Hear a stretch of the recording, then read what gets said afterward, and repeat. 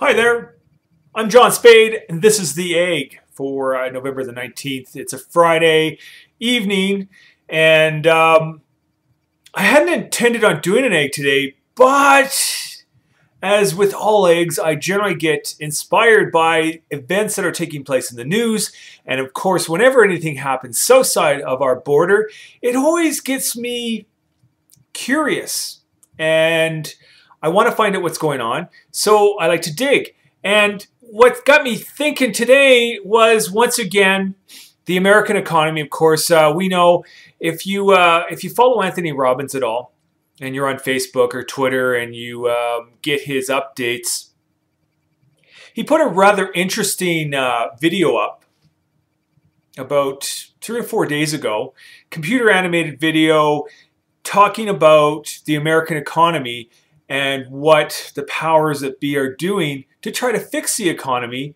And their solution, stopgap as it is to keep printing money. So every time they get into a little trouble now, the Treasury Department and the powers that be print more money. And the more money they print, the bigger the issue that they have. Because of course, printing money only helps to devalue the dollar that they have, which for us Canadians isn't a bad thing because our dollar continues to rise, and there's a good possibility in the new year that we're going to see a dollar that's worth considerably more than what the Americans have.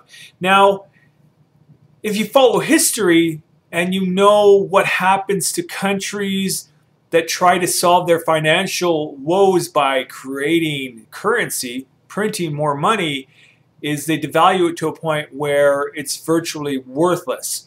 I'll use the Mexican government as an example because we already know what the peso is worth and how it compares to the American or the Canadian dollar.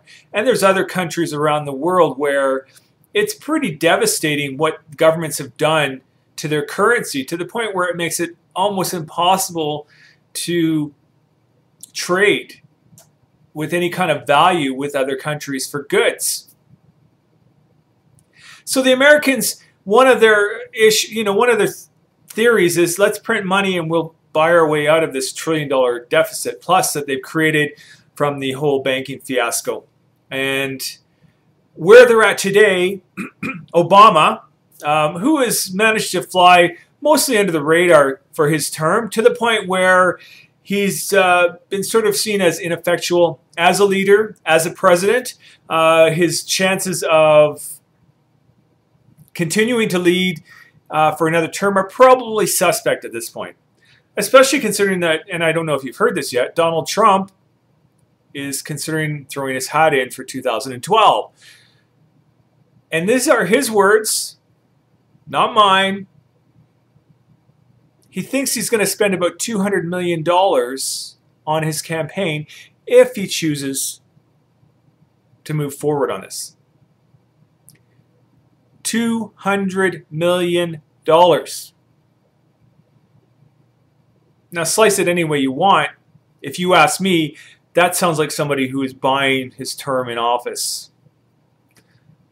Imagine the idea that a politician can buy his place in a democratic process. Okay, there's the pause for thought. So, Obama, during the break of Congress, has tried to put a bill through, and I think he's been successful in putting that bill through, for a massive arms deal. It's worth $60 million. They're selling arms to the Saudi Arabians, and it includes fighter jets, an arsenal of weapons, and of course ammunition, because you can't have weapons without the ammunition.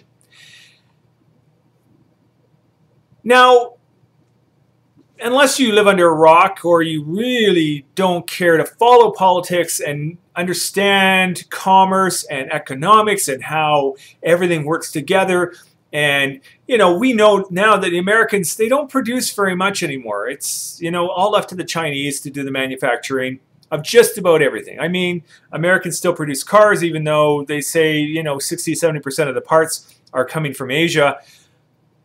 The only thing Americans really are proficient at is war.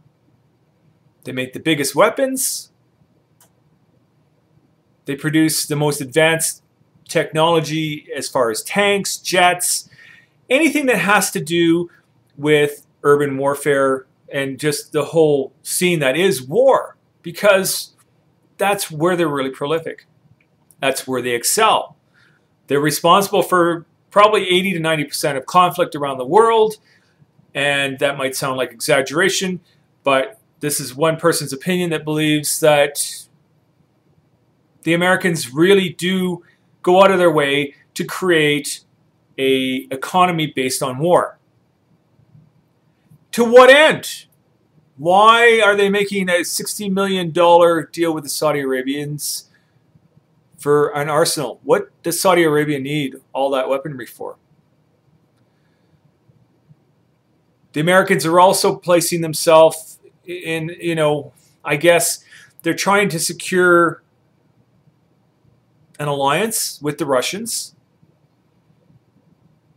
Somewhat of a treaty, which they talk about is good for everyone, because by having a treaty with the Russians, they can keep a better eye on them and really watch over the whole nuclear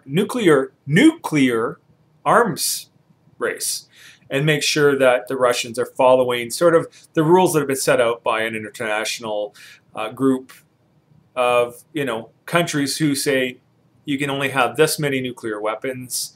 Any more than that, and it would be overkill. Because really, do you want to blow up the whole world? Or just the parts that you don't like? Anyways, that's getting off track.